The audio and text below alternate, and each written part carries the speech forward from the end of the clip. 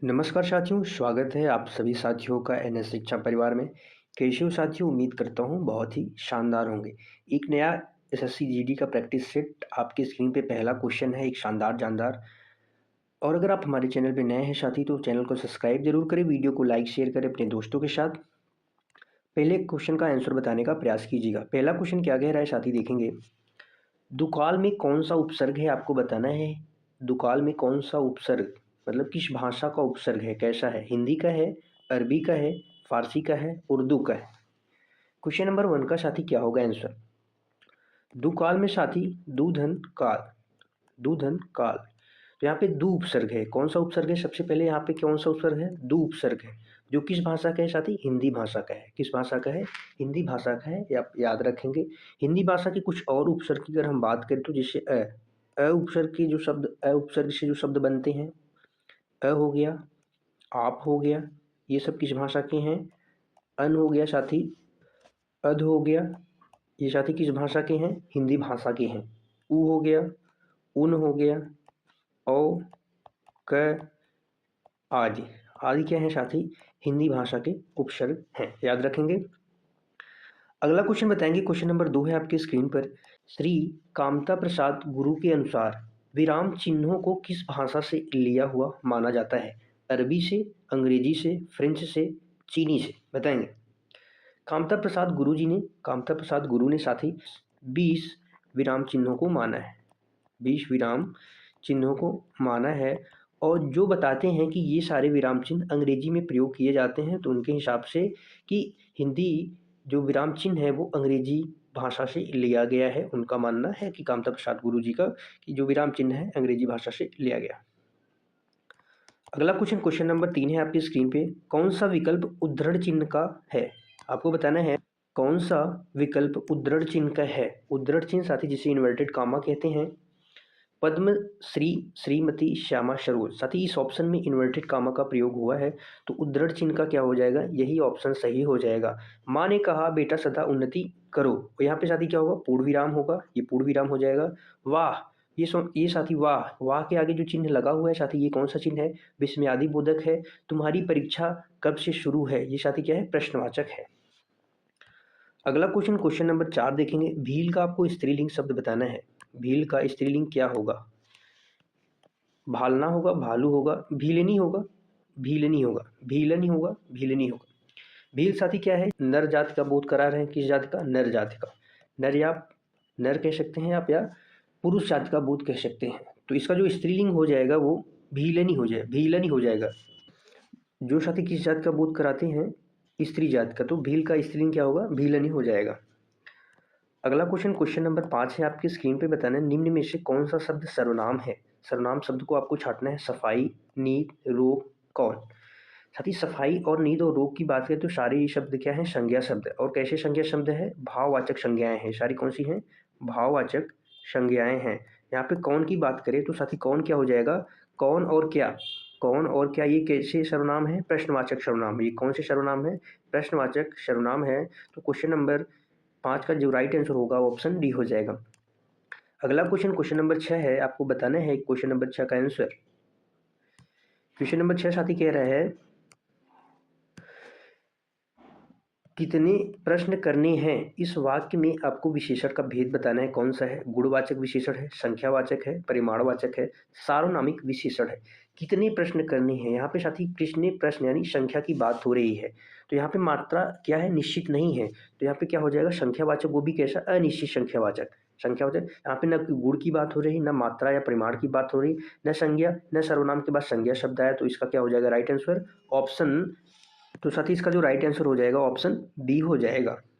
अगला क्वेश्चन बताएंगे, question number 7 है आपकी स्क्रीन पर। क्रियार्थक संज्ञा सदा किस रूप में रहती हैं? आपको बताना है क्रियार्थक संज्ञा सदा किस रूप में रहती हैं।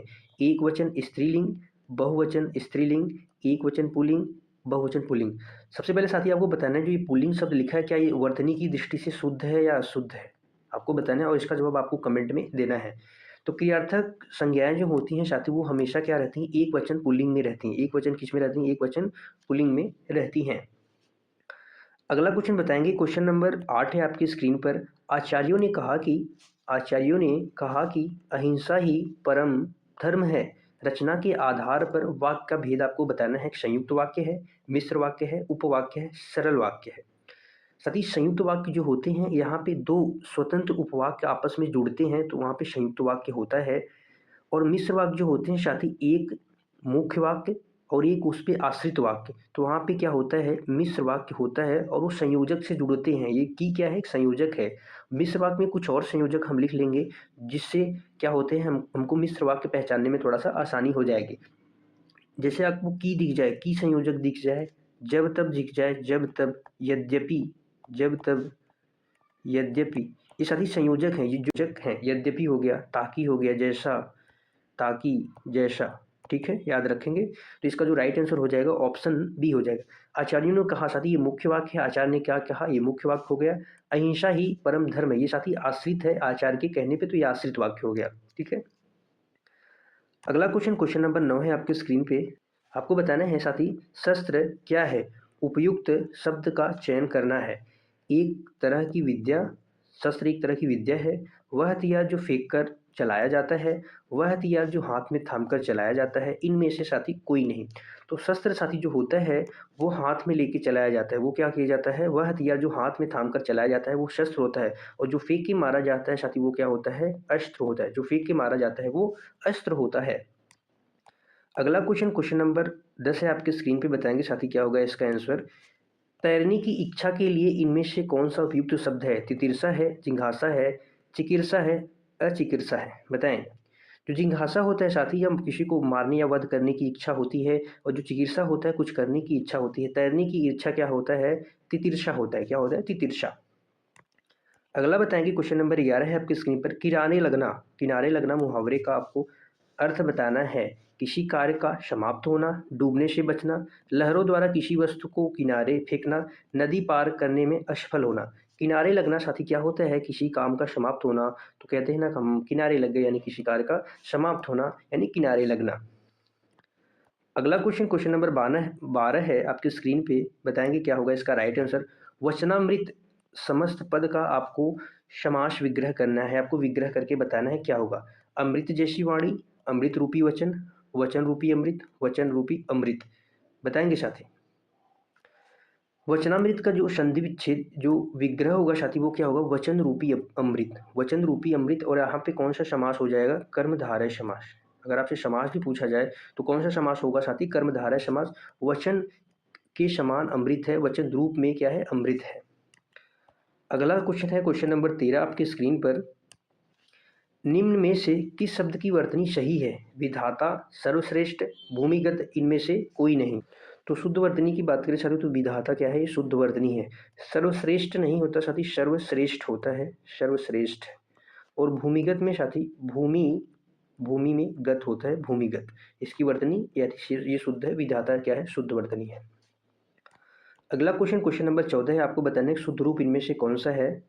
बताएंगे साथी शुद्ध रूप कौन सा है। तादात्म्य है, तथात्म्य है, तदात्म्य है, तादात्म्य है, तादात्म्य है। तो साथी क्या होता है, इसका राइट आंसर होगा ऑप्शन ए, तादात्म्य। त और म यहाँ पे क्या होता है, अर्ध रूप होता है, त और म दोनों का। अगला क्वेश्चन नंबर 15 बताएंगे। वह महिला बहुत विद्वान है। वह महिला साथी बहुत क्या है, वह महिला बहुत विद्वान है। वाक्य में किस प्रकार की अशुद्धि आपको बताना है। लिंग संबंधी है, वचन है, कारक है, संज्ञा संबंधी है। बताएंगे किस प्रकार की अशुद्धि है। वह महिला, महिला साथी कैसा शब्द है, स्त्रीलिंग शब्द है। और यहाँ पे जो विद्वान का विद्वान जो प्रयुक्त हुआ है ये भी क्या है, ये भी क्या है, ये पुरुष है, ये पुल्लिंग शब्द है जो पुरुष जाति का बोध करा रहा है, पुरुष जाति का। तो यहाँ पे स्त्रीलिंग के हिसाब से ये भी स्त्रीलिंग होना चाहिए था, यानी यहाँ पे क्या होना चाहिए था, विदुषी। विद्वान का स्त्रीलिंग क्या होता है, विदुषी होता है। तो इसका राइट आंसर हो जाएगा ऑप्शन ए। अगला क्वेश्चन नंबर 16 है। निम्न विकल्पों में सही वाक्य पहचानिए। निम्न विकल्पों में आपको सही वाक्य का पहचान करना है। पद्मावत के रचयिता कबीर हैं, पद्मावत के रचयिता बिहारी हैं, पद्मावत के रचयिता जायसी हैं, पद्मावत के रचयिता तुलसी है। साथ ही पद्मावत एक रचना है जो किसकी है, जायसी जी की है। जायसी की पद्मावत, अखरावट, आखिरी कलाम, कान्हावत, ये सब किसकी रचनाएं हैं, जायसी की हैं। तो इसका जो राइट आंसर हो जाएगा ऑप्शन सी हो जाएगा। अगला क्वेश्चन नंबर 17 है आपके स्क्रीन पर। आपको अर्पण का विलोम बताना है साथी, क्या होगा अर्पण का विलोम। अर्पण का आपको विलोम बताना है। प्राप्ति होगा, तर्पण होगा, स्वीकार करना, ग्रहण करना। बताएंगे साथी। अर्पण का क्या हो जाएगा साथी? प्राप्ति। अब अर्पण का क्या हो जाएगा साथी? ग्रहण करना, यानी कुछ ग्रहण करना। अर्पण यानी देना, यानी ग्रहण यानी लेना। प्राप्ति यानी साथी पाना होता है। प्राप्ति यानी पाना। तर्पण साथी एक धार्मिक क्रिया है। स्वीकार करना यानी अपनाना होता है। तो इसका जो राइट आंसर होगा ऑप्शन डी हो जाएगा। अगला क्वेश्चन बताएंगे, क्वेश्चन नंबर 18 है। इसमें आपको बताना है कि पराक्रम का पर्यायवाची नहीं है। कौन सा शब्द जो है पराक्रम का पर्यायवाची नहीं है? शक्ति है, पुरुषार्थ है, ताकत है, गरिमा है। तो पराक्रम की पर्यायवाची साथी शक्ति भी होता है, पुरुषार्थ भी होता है, ताकत भी होता है और वीरता भी होता है। साहस को कहते हैं पराक्रम। वीरता, वीरता, ताकत, जोर, ताकत हो गया, जोर हो गया, ये सब किसके पर्यायवाची हैं? पराक्रम के हैं। लेकिन जो गरिमा है साथी, गरिमा किसका पर्यायवाची है? सम्मान का, प्रतिष्ठा का। सम्मान हो गया, प्रतिष्ठा हो गया, ये किसके पर्यायवाची हैं? सम्मान, प्रतिष्ठा, गरिमा के पर्यायवाची हैं। अगला क्वेश्चन बताएंगे, क्वेश्चन नंबर 19 है आपकी स्क्रीन पर। निम्न में से तद्भव शब्द कौन सा है? निम्न में से साथी तद्भव शब्द की पहचान करना है। 14 है, पुष्प है, अग्नि है, शलाका है। शलाका साथी कैसा शब्द है? तत्सम शब्द है। इसका तद्भव क्या होगा? शलाई, शलाई हो जाएगा। अग्नि का तद्भव क्या होगा? आग हो जाएगा। पुष्प का साथी क्या हो जाएगा? तद्भव फूल हो जाएगा। और यहाँ पे इसका जो राइट आंसर होगा ऑप्शन ए हो जाएगा। 14 क्या है? तद्भव शब्द है। और इसका जो तत्सम होगा क्या हो जाएगा साथी? वो चतुर्दश,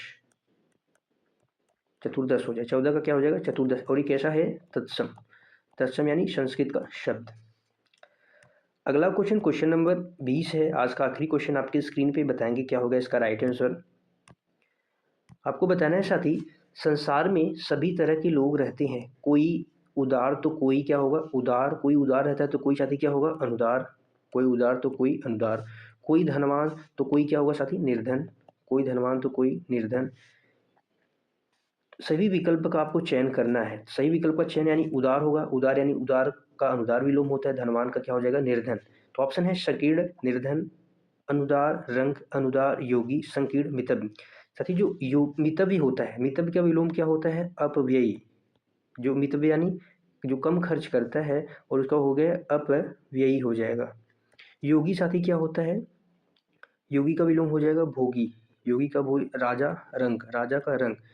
निर्धन, संकीर्ण। संकीर्ण यानी साथी जो संकुचित विचारों वाला होता है। तो इस हिसाब से इसका एक भी ऑप्शन यहाँ पे सही नहीं है। यहाँ पे होना चाहिए था साथी एक ऑप्शन ई ऐड कर लेंगे। अनुदार, अनुदार और निर्धन। अनुदार और निर्धन। और अगर आपको ऑप्शन के अकॉर्डिंग जाना है तो आपके ऑप्शन के अकॉर्डिंग नहीं जा सकते, क्योंकि यहाँ पे अनुदार दिया है लेकिन यहाँ पे रंग हो गया साथी। रंग का मतलब ही होता है गरीब। अगर आपको जाना है तो आप बी के अकॉर्डिंग जा सकते हैं, अनुदार और रंग। लेकिन इसका उचित जो होगा साथी वो अनुदार और निर्धन होगा। ठीक है। बताएंगे साथी आप सभी को क्लास कैसी लगी। क्लास को अंत तक देखने के लिए आप सभी साथियों का तहे दिल से धन्यवाद। कल मिलते हैं फिर एक शानदार जानदार प्रैक्टिस सेट के साथ। तब तक के लिए बाय बाय साथी। Thank you so much. खुश रहिए, मस्त रहिए, पढ़ते रहिए। जय हिंद साथियों।